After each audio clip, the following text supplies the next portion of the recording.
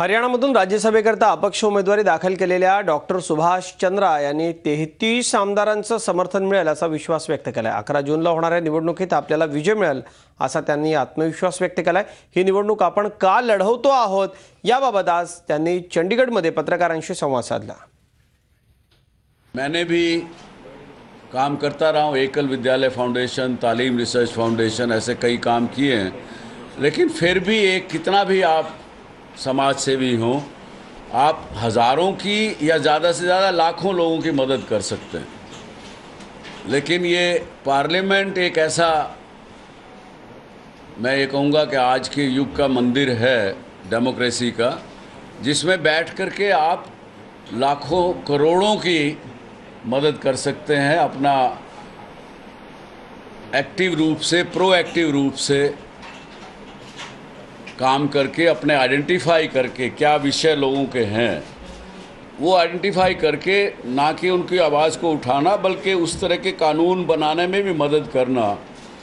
ये मन में समझ में आया कि ये हमारा होराइज़न हज़ारों और लाखों की मदद करने से लाखों और करोड़ों की मदद करने में सहायक सिद्ध हो सकता है।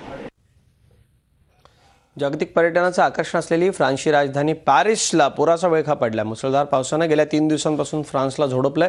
त्यामुळे पॅरिसच्या सिनी नदीने धोक्याची पातळी ओलांडली असून नदीवरचा प्रसिद्ध वॉकवे पाण्याखाली गेलाय। उद्यापर्यंत नदीची पातळी 5.60 मीटरपर्यंत वाढू शकते असा अंदाज आहे।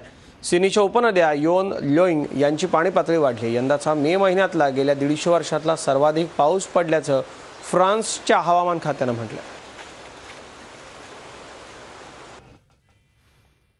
आलिया भट्ट ही सध्या बद्रीनाथ की दुल्हनिया करता शूटिंग करते। गौरी शिंदेच्या आगामी सिनेमाचे तिने शूटिंग संपवलंय। तिने ड्रीम टीम US2 साठी एक फोटो शूट केलाय। तिने केलेल्या फोटोशूटमध्ये ती खूपच सुंदर आणि सेक्सी दिसते। तिने केलेले हे खास फोटो सेशन तुम्हाला घायल केल्याशिवाय राहणार नाही।